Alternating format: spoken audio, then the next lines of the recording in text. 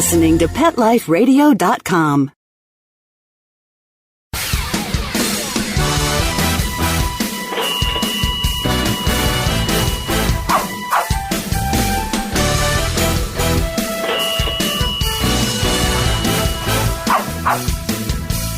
Hello and welcome to Six Figure Dog Business. I am your host, Ty Brown of TyTheDogGuy.com, and I have to say that today you're in for a special treat.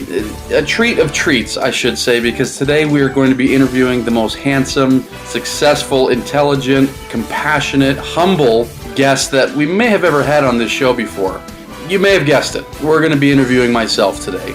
And so when we come back, I'm going to talk about the evolution or the evolutions that my business has gone over, over the last several years, things that have changed, and the things that have made huge increases in income, and the things that have led to some big defeats. So stick right with us. We'll be right back after these messages.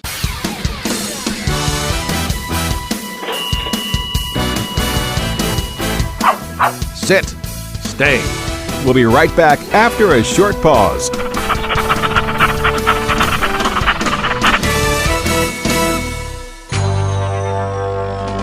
It's DesignerPetSweaters.com. Hand-knitted designer sweaters for your precious pup or cool cat. Beautiful couture patterns for your pets, including custom-knitted formal wear, casual wear, yachting, and even sports-themed. Many designer pet sweaters include feathered tammy hats, top hats, and a lot of sparkle. Each sweater includes leg loops, front paw sleeves, and leash opening. Visit DesignerPetSweaters.com to order your four-legged fashions today. Your pets will stay warm for the winter and be runway ready. Large or small, we fit them all. DesignerPetSweaters.com.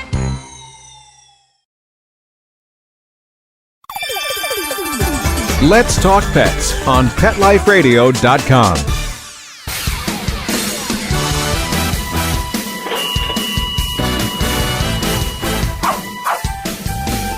Okay, we're back, and as I prepped you, you're going to be getting an amazing guest today, if I do say so myself. And so I am really thrilled to be talking with you today, and I've done a few of these interviews. I guess I shouldn't even call it an interview, but I've done a few of these shows here previously where it's just me talking instead of a guest. But I've had some changes going on my business in the past year, and it's made me realize how many times my business has changed and how what I have now is nothing like what I thought I would have had 10 years ago, for example, when I first started my business. And so there's been so much evolution, so much change, and some of this has led to huge increases. In the past year, I think we increased by 300,000 in revenue. And so obviously that's wonderful. But there's other things that I've done that have been a complete failure, that have cost us money. And so I wanted to really dive into that and help you understand what I've learned about increasing business versus going off on the wrong tangent and things like that. And hopefully help you increase your business,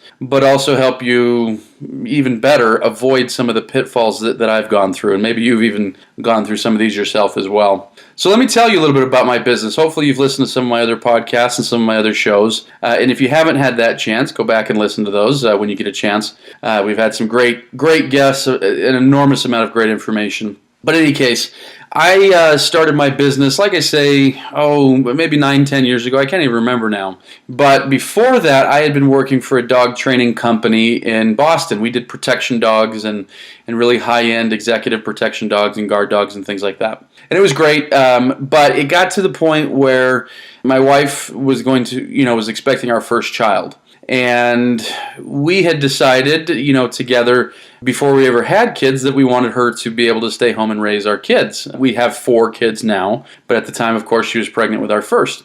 And so living in Boston, I knew that with my dog trainer salary and Boston being just so bloody expensive, that this wasn't going to work very well. That I wasn't going to be able to provide for my family living out there in Boston. And so I kind of reached the pinnacle, I think, of what I was going to be paid at the company I was working at. And maybe I could have figured out some supplemental income or something, but we knew we had to get out of there.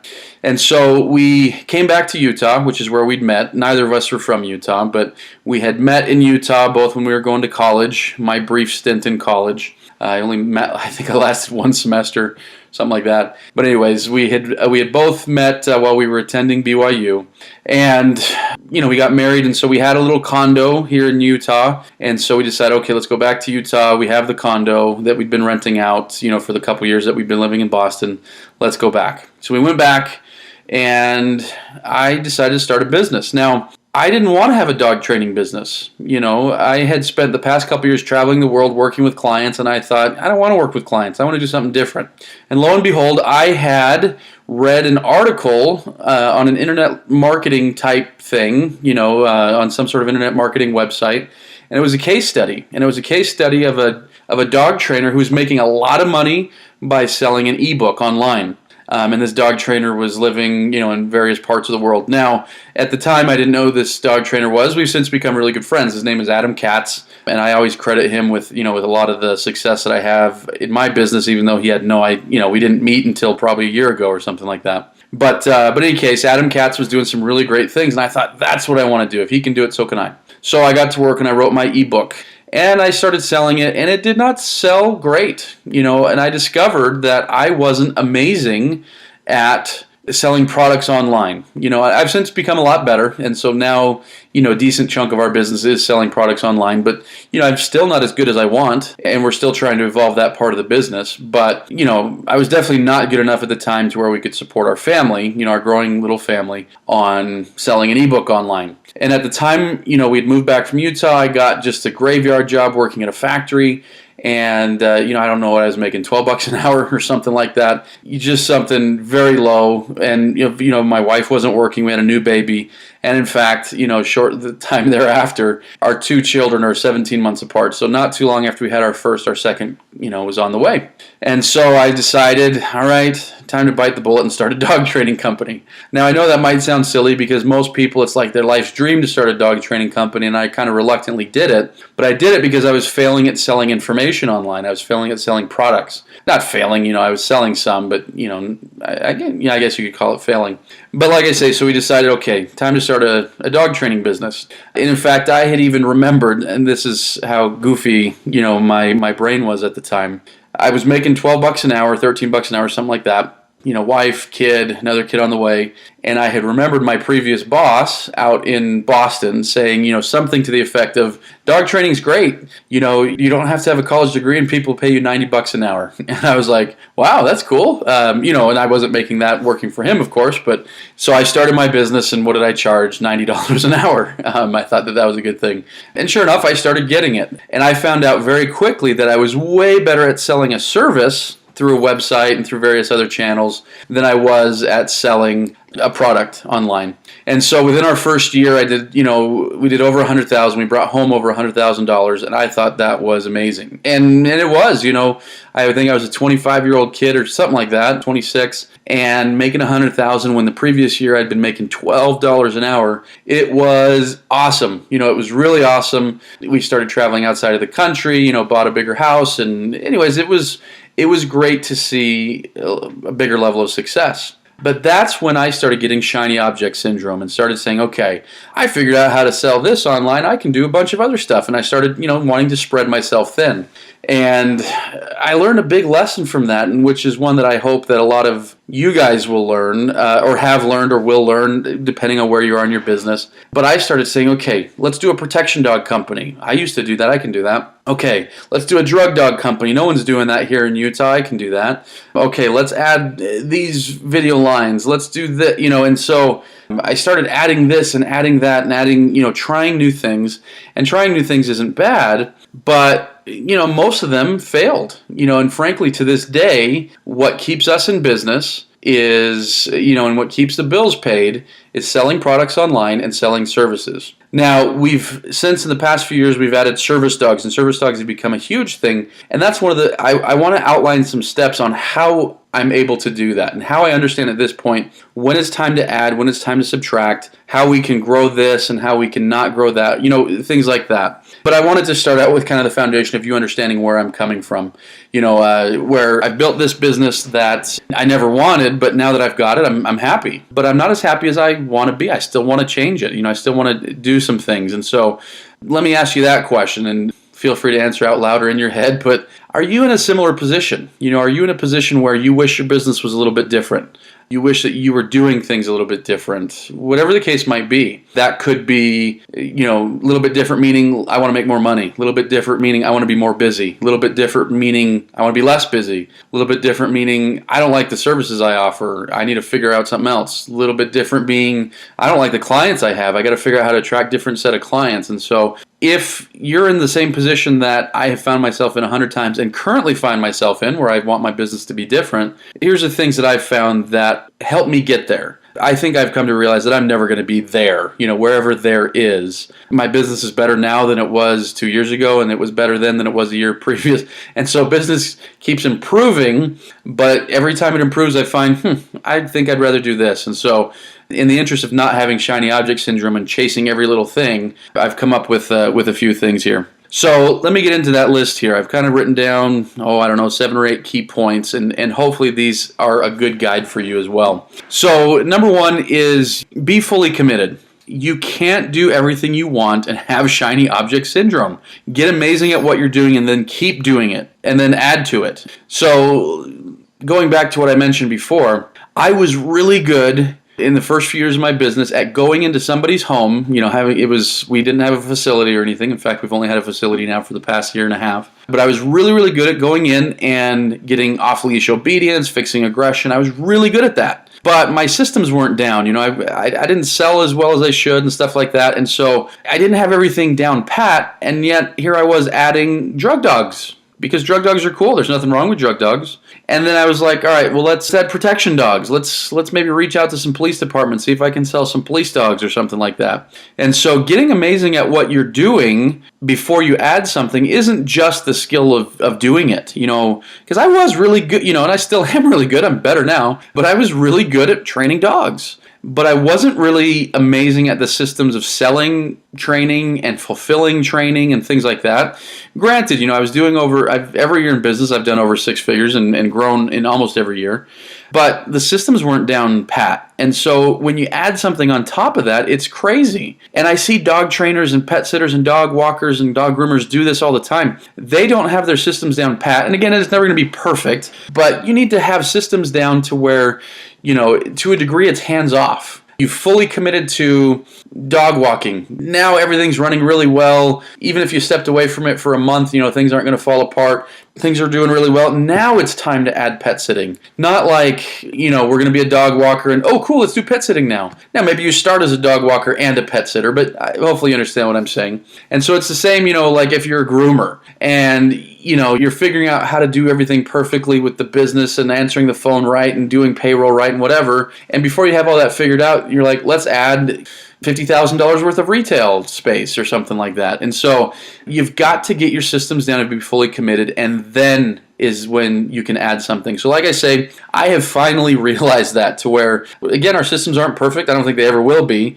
But we sell our obedience and our aggression and our puppy stuff. We sell that pretty, on the clock. We get X amount of clients every month and, we do pretty well. Then it's time to add the service dog work. And so that's how we've been able to be successful. I haven't looked at my stats recently, but, I think last year, service dog work accounted for like 6 figures of our business. Now, had I tried to do that a few years before where, I didn't have my systems down pat, it would have gone the way of the drug dog and gone the way of the protection dog. I wouldn't have been able to do it. But we tightened up our systems and then we added stuff. And so think of that. There's, who's the guy who said it? He's, and he pronounced it wrong, of course. The word is niche, but he says, pick a niche and grow rich. Don't try to be everything to everybody. Don't try to offer every service just because you can, because you know everything about dogs or pets or whatever. Get really good at something, dig down deep at the skill of doing that and at the process of delivering that, and then add some stuff. Hopefully that makes sense. So I've got a bunch more of these, like I say, 6 or 7 more of these that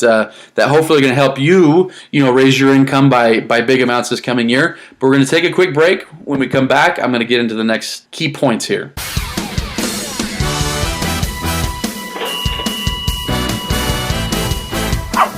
Sit. Stay. We'll be right back after a short pause.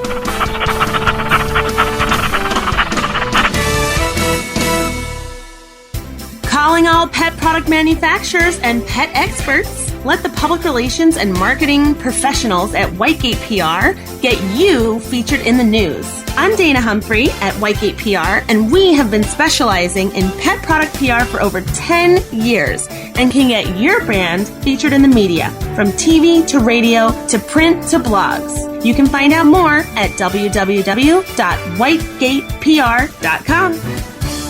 Pet Life Radio, the #1 pet radio network on the planet, joins forces with iHeartRadio to put the power of your pets in your pocket. Awesome. Download the iHeartRadio app and rock Pet Life Radio on your phone, on your tablet, on your Xbox, in your car. Pet talk, pet tunes, and fun pet times. Pet Life Radio and iHeartRadio. Positively Possum. Hi, this is Jody Miller-Young from Bark and Swagger. Tune in for everything pet fashion and more. From fashion tips and runway trends, products and designs I love, to fabulous home decor for your furry friend, you'll find it all here. Be the first to discover the new. So what are you waiting for? Find me on Pet Life Radio. And remember, when fierce fashion calls, Bark and Swagger. Every week on demand, only on PetLifeRadio.com. Let's talk pets Let's talk pets on Pet Life Radio. Pet Life Radio. PetLifeRadio.com.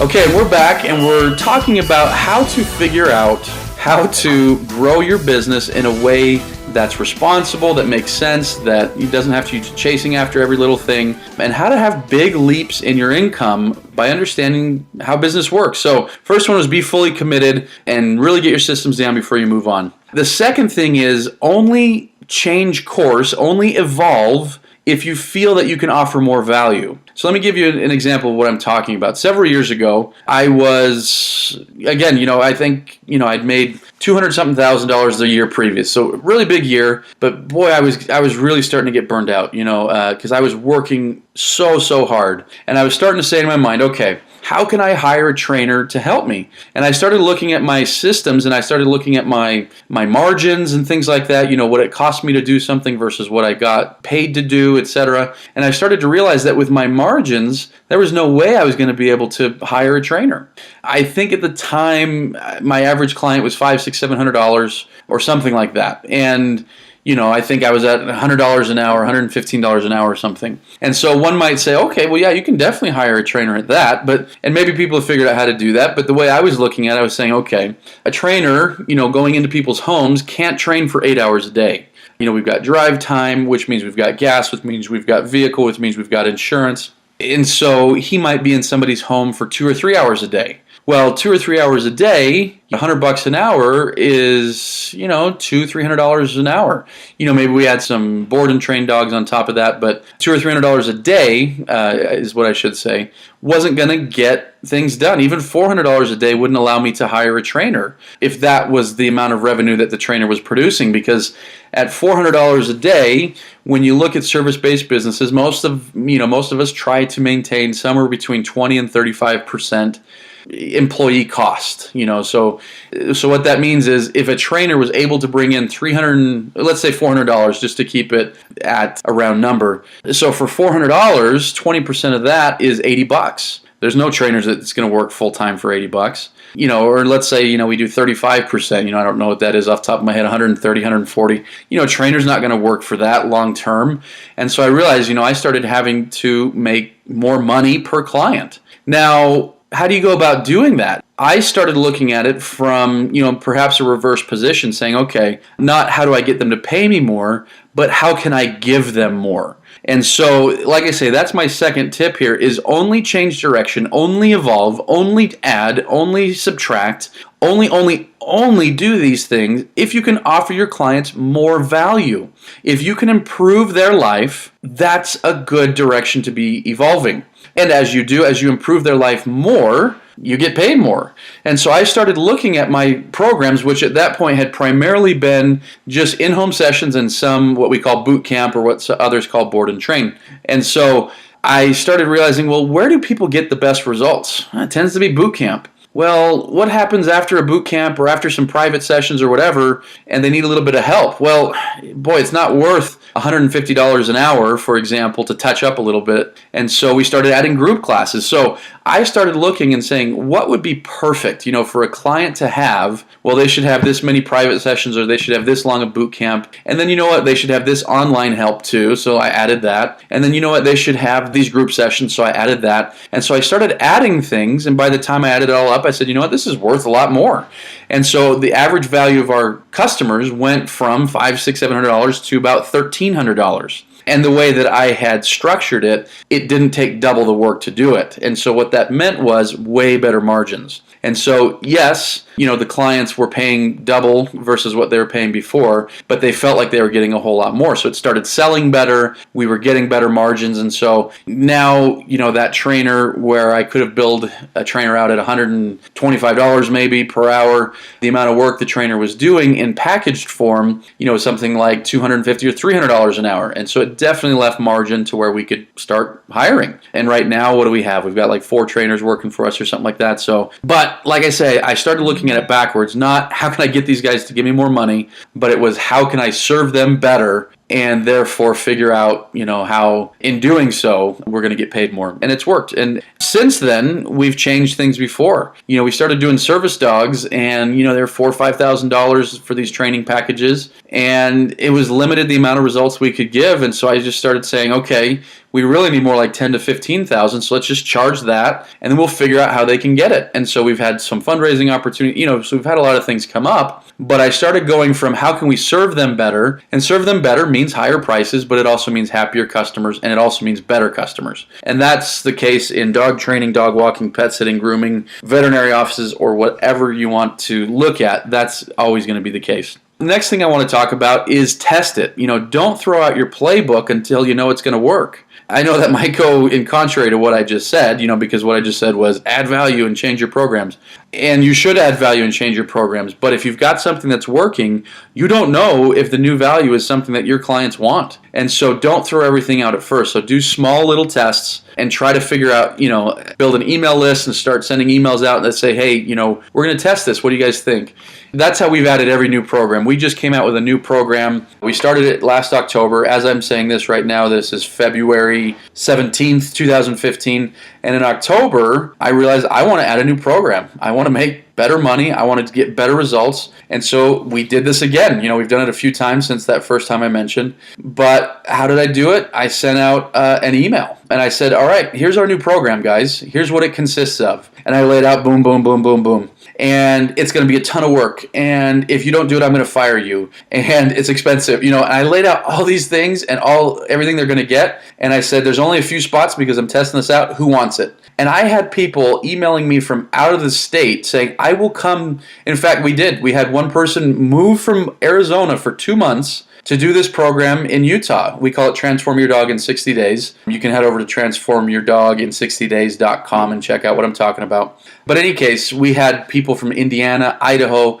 Arizona. We had people here locally. We had one woman beg. She kept emailing me and calling me over and over, please let me in, please let me in. And it was awesome, and so we had, like I say, we did it. We were going to open up 2 spots. We did 3. But what did that tell us? That said, this is a good program. This is going to work. And then after we started doing it, the results we were getting were just absolutely out of this world and amazing, if I do say so myself. And so, we knew we had a winner. But we tested it. We didn't just say, all right, we're done with our old program. It's time to add a new one. We tested and make sure it was going to work first, make sure people wanted it. We don't want to go make a whole bunch of, gosh darn it, what was the name of that car? It was the Pinto. We don't want to go make a whole bunch of Pintos. If you guys remember, the Pinto was like, who was it, Ford or GM or whoever made the Pinto rolled out like tens of thousands of them and no one wanted them. And anyways, we got to do some market research first. The next thing that you want to do is you want to make it work for you. At every point where I've tried to evolve my business, I've tried to make sure that what I'm doing is making the business work for me a little bit better this time. What does this do for my hours? What does this do for the location? What does this do for my income, the enjoyment that I have? And this is important because your fulfillment in helping your clients is a big part, obviously, of what you do. And so you're going to sell things so much better. You're going to serve people so much better if you're making it work for you. So make sure that that's something that you look to do as you evolve. The next thing I want to talk about is passion. Passion is important, but it's not the main ingredient. And I know, that goes in contrast a little bit to what I just mentioned. But a lot of folks, get into dog training or dog walking or pet sitting or whatever because they're passionate about animals. And then they realize, I'm not passionate about taxes. I'm not passionate about hiring. I'm not passionate about sales or whatever. And so passion is big. It's important, but don't look at it as the key ingredient. So I guess what I'm saying here is find that balance. Do something so that it, as you evolve, make sure that it fulfills you more. Make sure that you're fulfilling that part of the checklist, that yes, this makes me more fulfilled. But, don't be afraid to, sometimes evolve and recognize, okay, this is temporary. I don't love this necessarily, but this is a stepping stone for moving on in this direction or whatever the case might be. And so in any case, you've got to look at passion the right way. Not every day is just puppies and rainbows and kittens and all sorts of stuff like that. There's bad parts of the business, and so take that in stride.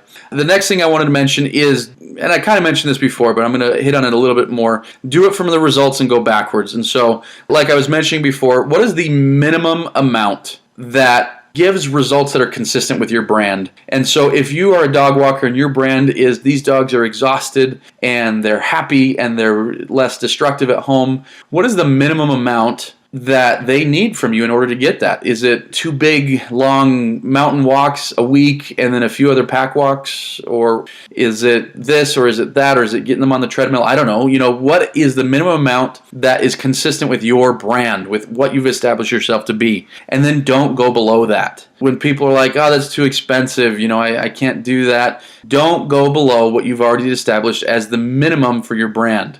And typically what we like to do is we like to have 3 programs. Our minimum is, in order for us to maintain the results that we say we're going to have, that we promise to people, here's the absolute minimum that we're going to do, that's our lowest program. And we don't go below that unless there was some extenuating circumstance. I can think once or twice, someone's like, we're just passing through town and we saw your website, we want to work with you a little bit, okay, we'll do that because that's fun. But in any case, what's the minimum? And then we go, our middle program is always optimum, that what is the optimum amount that somebody should have in order to see the biggest results, whether it's pet sitting, dog walking, whatever. And this applies to pet sitting, is it, an hour of your time and you're going to play these games with the dog and the cat or whatever. But this applies to every business. And so you've got minimum, you've got optimum, and then you've got pie in the sky. Pie in the sky is like, these people are so silly rich that, they don't care. They just want the absolute best for their dog. I'm going to make a program for that person, so that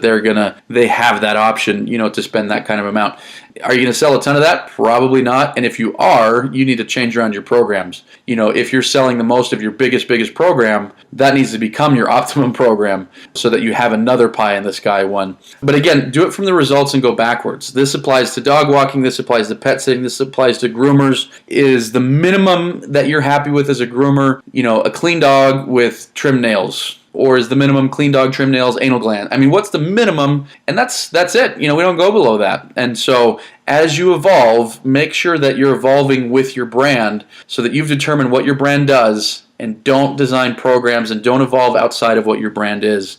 Or don't evolve below what your brand is. Evolve beyond what your brand is, just not below. And then the last thing I wanted to mention here is course correct as you go. And so as you're moving, don't hesitate to change things. When you see something's not working as much as you thought it was going to work, this is something I hear dog business owners say all the time. They say, it's just not working. It's just not working. I keep trying. Whatever, it might be. I'm contacting these vets for referrals, or I've got this on my website. Why isn't it working? Well, change the bloody thing. Try something else. If something's not working, let's course correct as we go. And so, if you can do that, if you have the courage to do that, you're going to be in much better shape. So just as a recap here, before I finish up, be fully committed. Don't go adding things here or there. If you're going to do something, do it right. My mom always said that. I always got very mad because it was usually in relation to like cleaning something.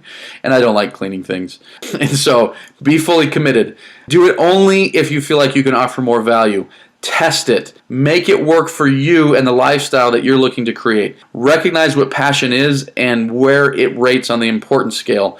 Go from results and go backwards and course correct as you go. hopefully over this last half hour, I've been able to give you some tips and some ideas that can really help. I know they've helped me. Like I say, I remember from one year I went from, 200,000. The next year I did like 310,000. Like I say, this past year we added 300 and something thousand, to our revenue. Every time we figure out this formula, makes me like clunk myself on the head because I'm like, duh, every time I do something wrong, it's because I'm violating one of these simple rules that I put out for you. But every time we do this formula, we make more money and we're happier. And I say we as a company, and myself and my wife and, our family. Every time I do this right, I'm happier, we're more fulfilled, there's more money. Every time we do it wrong, it fails, and we're idiots. And so I can really look at my career in the past 10 years and look at probably 15 or 20 large initiatives that I've worked on. And what it boils down today is about 3, 3 or 4 that have been successful and that we keep doing. And the rest of them were probably, maybe some of them were crap ideas, but probably a lot of them were good ideas. But I did not follow this formula here that I've outlined to you today. So hopefully you've taken some notes and you look to apply that in your business. So thank you for listening. I encourage you to go listen to all of our shows here on PetLifeRadio.com under Six Figure Dog Business. I also encourage you to listen to other shows. They got a lot of great programming, tons of really great stuff on there. And so head to PetLifeRadio.com, and I look forward to talking with you next time. Let's Talk Pets, every week on demand, only on PetLifeRadio.com.